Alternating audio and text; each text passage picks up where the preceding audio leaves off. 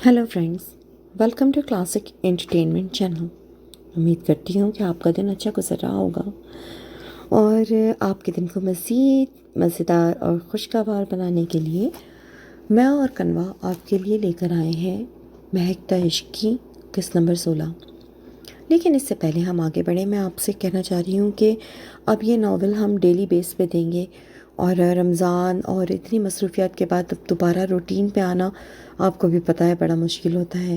तो ये मत कहिएगा कि किस शॉर्ट है, आहिस्ता आहिस्ता इंशाल्लाह ये मैं कोशिश करूँगी कि तवील होती जाए और गैप ना आए। किस्त लंबी हो या छोटी हो, मगर आपको ये डेली किस्त जो है डेली सोप की तरह से आपको मिलती रहे और आपकी हौसला अफजाई और प्यार मुझे और कनवा को और हमारे चैनल को मिलता रहे।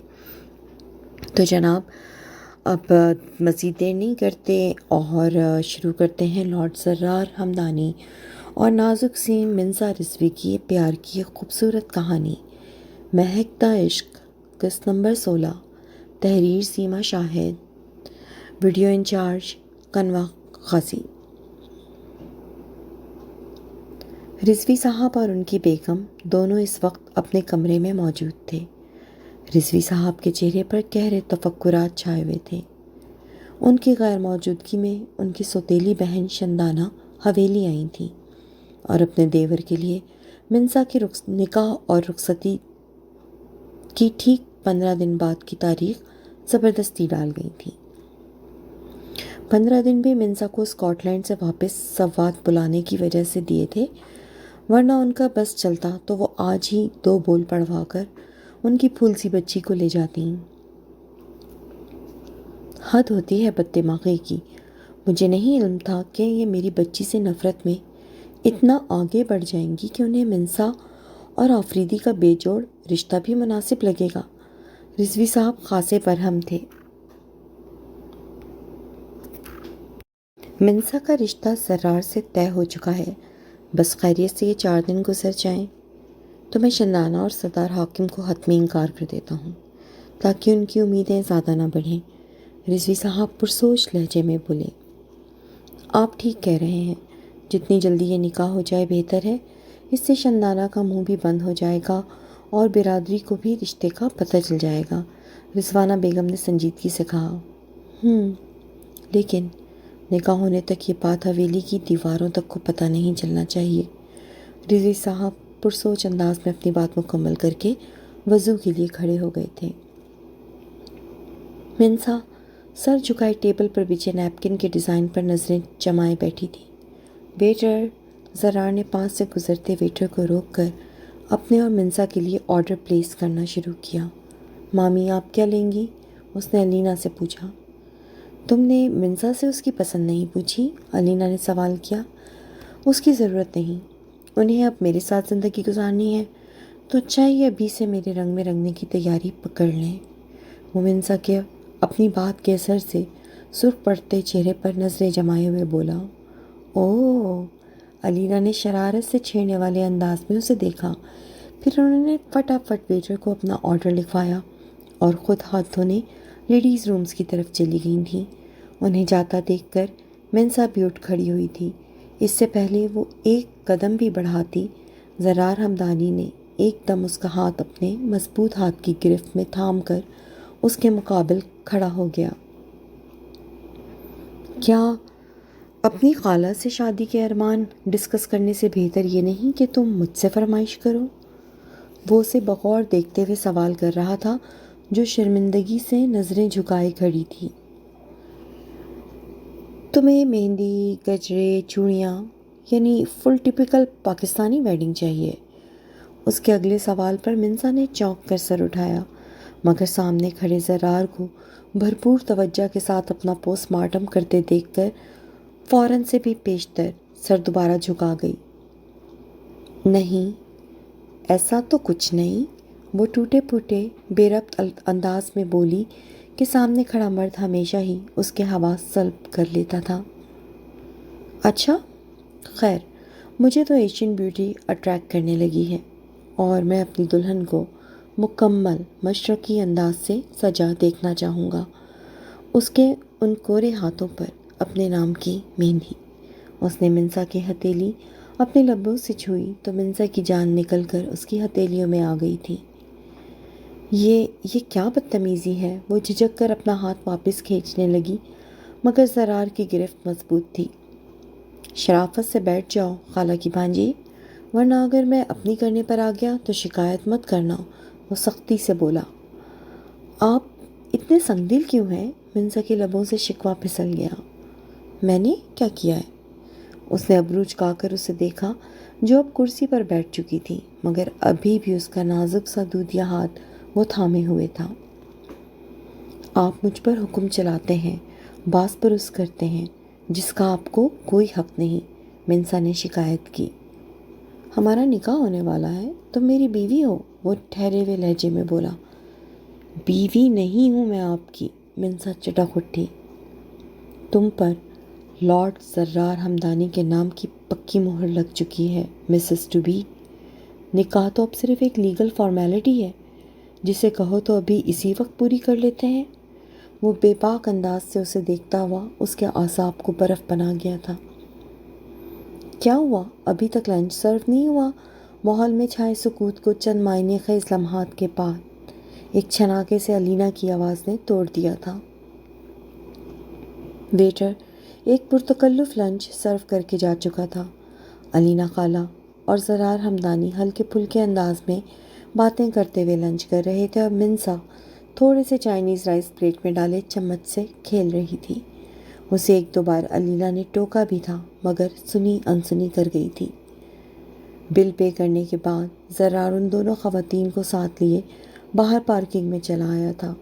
الینا نے اپنی گاڑی کے نزدیک پہنچ کر مسکراتے ہوئے لنچ کا شکریہ ادا کیا اور گاڑی کا دروازہ کھول کر اندر بیٹھ گئیں۔ مامی آپ چلیں، میں کچھ دیر بعد منسا کو گھر چھوڑ دوں گا۔ وہ سکون سے منسا کا ہاتھ پکڑ کر اسے گاڑی میں بیٹھنے سے روکتے ہوئے اس کی روح فنا کر گیا تھا۔ نہیں خالہ، اس سے پہلے وہ بھرپور انکار کرتی، الینا تیزی سے اوکے کہتی ان دونوں کو ہاتھ ہلاتے ہوئے گاڑی نکال لے گئی تھی۔ لیٹس گو، وہ اسے اپنے ساتھ لے آگے بڑھا، پر وہ تو وہیں رک گئی تھی، قدم آگے بڑھانے سے انکاری تھی۔ آپ زحمت مت کریں، میں کیب کر لوں گی۔ منسا کے الفاظ پر زرار نے رک کر اسے بغور دیکھا، جو اس کے ساتھ جانے سے صاف انکار کر رہی تھی۔ مائنڈ یو خالہ کی ڈھیٹ بھانجی، میں تمہیں یہاں سے اٹھا کر بھی لے جا سکتا ہوں، دھان پانسی تو ہو تم۔ اب سوچ لو، ادھر پبلک پلیس پر تمہیں اپنا تماشا بنوانا ہے تو میں مدد کروں؟ وہ اس کے نزدیک ہوا تو وہ بدک کر 2 قدم پیچھے ہٹی۔ جی تو چاہ رہا تھا کہ اپنا چھوٹا سا پرس اس ضدی انسان کے سر پر مارے، مگر کہاں وہ نازک سی دھان پان سی لڑکی اس ورزشی جسامت والے لمبے تڑنگے مرد کا مقابلہ کر سکتی تھی۔ اس لیے ایک گہرا سانس بھر کر رہ گئی۔ اس کے چہرے کے اتار چڑھاؤ کو دیکھتے ہوئے زرار کے چہرے پر مسکراہٹ ابھری تھی۔ کہتے ہیں مشرقی لڑکیوں کی خاموشی ہی ان کی ہاں ہوتی ہے۔ وہ اس کا ہاتھ تھامے اپنی گاڑی کی طرف بڑھا، فرنٹ ڈور کھول کر منسا کو بیٹھنے کا اشارہ کیا، جو نفی میں سر ہلاتی ہوئی پچھلے دروازے کی طرف بڑھی جو لاک تھا۔ دروازہ کھولیں، میں پیچھے بیٹھوں گی۔ وہ بھی ضد میں آ چکی تھی۔ اس کے اس خفا سے ضدی روپ کو زرار نے دلچسپی سے دیکھا اور کھل کر مسکرا دیا، جس پر وہ تپ اٹھی۔ آپ کو مشرقی لڑکیوں کی بڑی معلومات ہے، تو اتنا بھی پتہ ہوگا وہ ایسے ہر کسی کے ساتھ آگے نہیں بیٹھتی۔ اس کی بات سن کر زرار باقاعدہ کہا لگا بیٹھا تھا۔ مجھے تو بس اپنی مشرقی لڑکی سے مطلب ہے، باقی کیا کرتی ہیں کیا نہیں یہ میرا ہیڈک نہیں۔ وہ اطمینان سے فرنٹ ڈور کھلا چھوڑ کر گاڑی کے دروازے سے ٹیک لگا کر کھڑا ہو گیا تھا۔ شام ہونے کو تھی۔ ٹھنڈی ٹھنڈی ہوا کے جھونکوں سے منسا کے گال سرخ پڑنے لگے تھے۔ اسے سردی لگ رہی تھی، پر اس وقت وہ دونوں ہی ضد پر اڑے ہوئے تھے۔ آپ دروازہ کیوں نہیں کھول رہے؟ وہ 10 منٹ تک خاموشی سے کھڑی رہنے کے بعد چٹک اٹھی تھی۔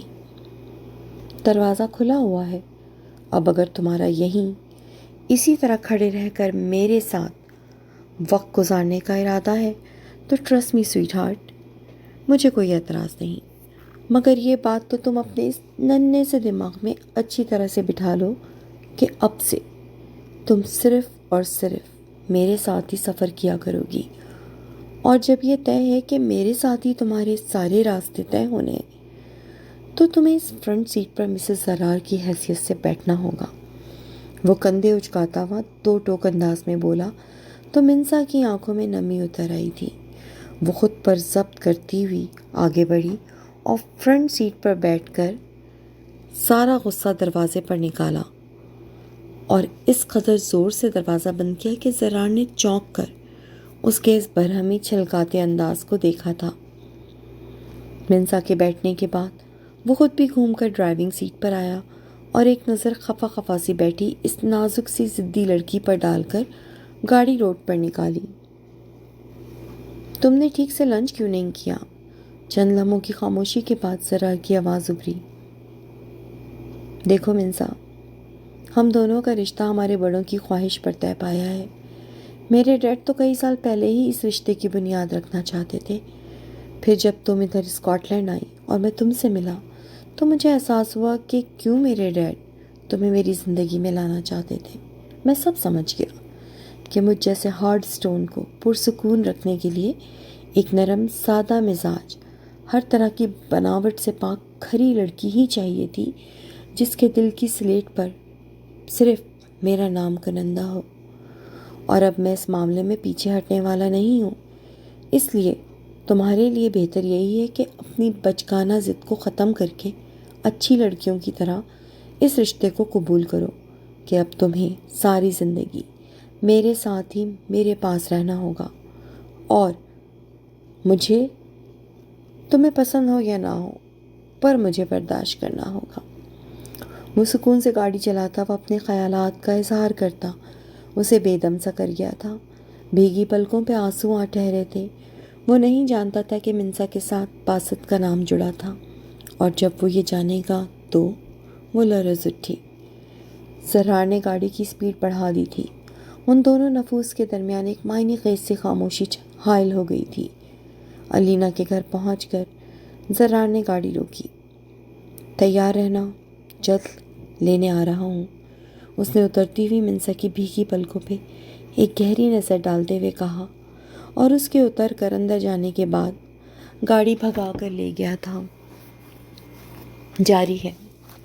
تو جناب، کیسی لگ رہی ہے آپ کو منسا اور زرار کی لو اسٹوری؟ میں جانتی ہوں کہ آج کی قسط تھوڑی شارٹ ہے، مگر میں نے سوچا کہ لمبے لکھنے کے چکر میں قسط بالکل ہی نہ دی جائے، اس سے بہتر ہے آپ جتنا سکون سے لکھ سکیں وہ لکھ کے قسط کو ڈیلی پوسٹ کرتے جائیں۔ آپ جانتے ہیں کہ اس ناول کے ایک ساتھ ہم پیر سے جمعے تک ڈیلی پوسٹ کریں گے، ہفتہ اتوار ہم بریک لیں گے، لیکن اگر ویک میں 2 یا 3 ایک ساتھ میں نے چھوٹی دیں تو میری پوری کوشش ہوگی کہ ایک سرپرائز ایپیسوڈ میں اور کنوا آپ کے لیے ویکینڈ پر بھی لا سکیں۔ اپنا خیال رکھیے اور ہماری اس ویڈیو کو لائک ضرور کیجیے گا۔ آپ کے کمنٹس کا، آپ کی رائے کا مجھے اور کنوا دونوں کو انتظار رہے گا۔ خوش رہیے، سلامت رہیے، اچھے اچھے کام کرتے رہیے۔ Take care.